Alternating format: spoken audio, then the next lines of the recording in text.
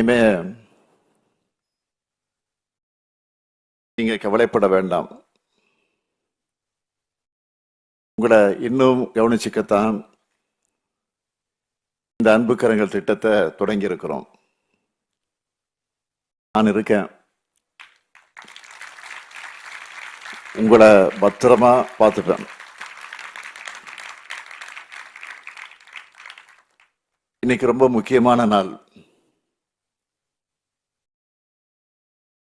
பேரறிஞர் அண்ணாவுடைய பிறந்த நாள்.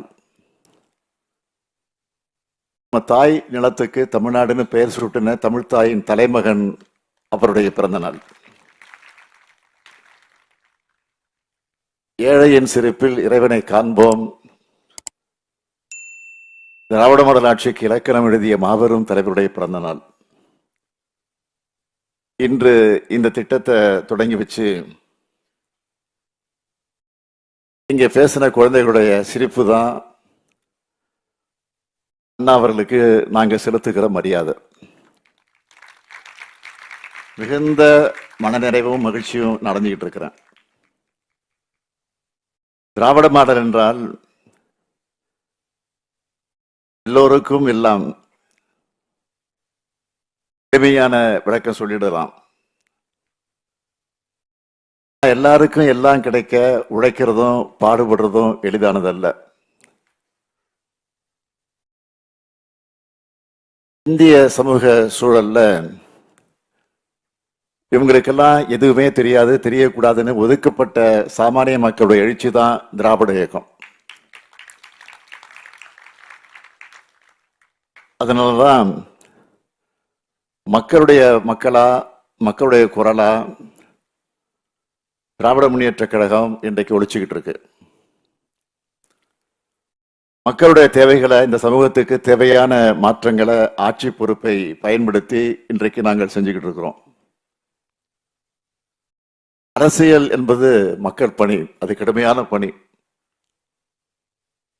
எங்களை பொறுத்த வரைக்கும் இங்க சொகுசுக்கு இடம் இல்லை. நீங்களே பார்த்துக்கிட்டு இருப்பீங்க. காலையில ஒரு இடத்துல மக்கள் கூட பேசிக்கிட்டு இருப்பேன். ஈவினிங்கு பல 100 கிலோமீட்டர் கடந்து இன்னொரு ஊர்ல, இன்னொரு பகுதியில மக்கள் கூட இருப்பேன். இந்த உழைப்பைத்தான் தந்தை பெரியார், பேரறிஞர் அண்ணா, முத்தமிழ் கலைஞர் ஆகியோர் எங்களுக்கு கத்து தந்திருக்கிறாங்க. இப்படி எப்பவும் மக்களோட மக்களா இருக்கிற காரணத்தினாலதான் கடைகோடி மனிதருக்கும் என்ன தேவைன்னு பார்த்து பார்த்து எங்களால செய்ய முடியுது. அரசியல்னா பலர் என்ன நினைக்கிறாங்கன்னா, ஏதோ ஆட்சி பொறுப்புக்கு வந்தோம்,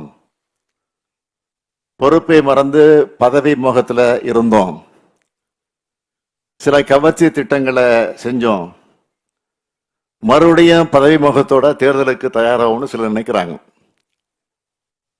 ஆனா எங்களுடைய அடிப்படைய பதவி அல்ல, பொறுப்பு தான். அதிகாரம் என்பது சாமானியனுக்காக போராடுவது. இன்னைக்கு தாய் மாணவர் திட்டத்தோட ஒரு பகுதியா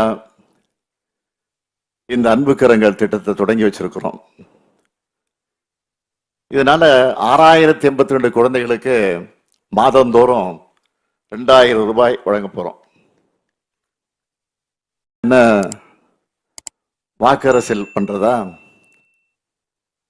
காலையில பள்ளிக்கு பசியோட வர குழந்தையோட வேதனையை பார்த்தேன். காலை உணவு திட்டத்தை உருவாக்கினேன். இன்னைக்கு 21 லட்சம் குழந்தைகளுக்கு நாள்தோறும் சூடா, சுவையா, சத்தான உணவை பரிமாறுறோம்.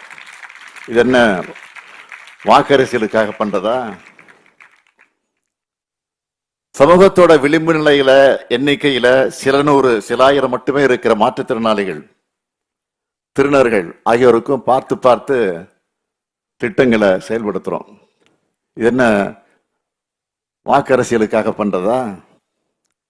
இன்னும் சொல்றேன், நம்ம திராவிட மாடல் அரசு என்ன மாதிரியான நெருக்கடியில ஆட்சி பொறுப்புக்கு வந்தோம்னு உங்க எல்லாருக்கும் நல்லா தெரியும். கொரோனா பெருந்தொற்று காலத்துல உச்சக்கட்டத்தில் இருந்த நேரத்துல வந்தோம். ஏராளமான உயிர்கள் பறிபோச்சு, பலருடைய தொழில்கள்லாம் முடங்கி போச்சு, பல குடும்பங்களுடைய கொடுமையெல்லாம் பார்த்தோம். முதுகெலும்பு இழந்த பலவீனப்பட்டுச்சு. உடனே இந்தியாவுக்கே முன்மாதிரி அரசா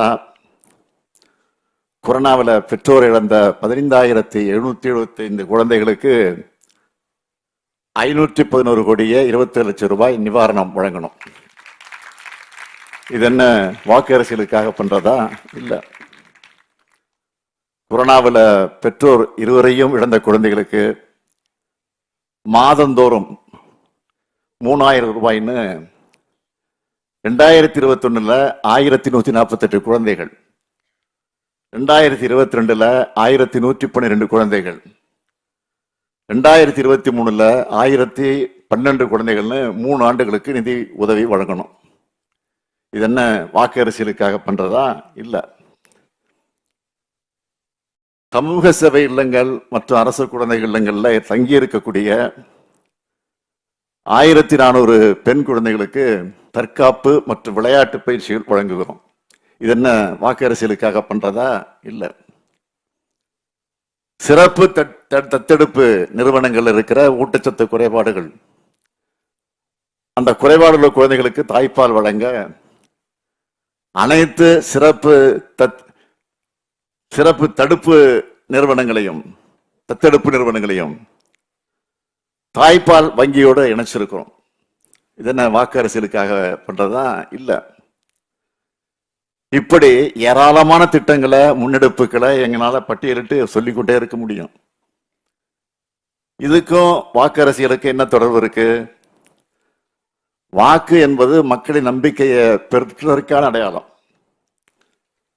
அந்த நம்பிக்கையை பெறும் கொள்கையும் செயல் திட்டமும் உழைப்பும் எங்ககிட்ட இருக்கு. அந்த நம்பிக்கையினால் பெறப்பட்டிருக்கும் இந்த பொறுப்பு சமூகத்தினுடைய கடைகோடி மனிதரையும் கை கொடுத்து மேலே தூக்கி விடுறதுதான் வாய்ப்பு. அந்த கையாகத்தான் என்னுடைய கை இருக்கும்னு நினைக்கிறேன். அப்படித்தான் இருந்துகிட்டு இருக்கு.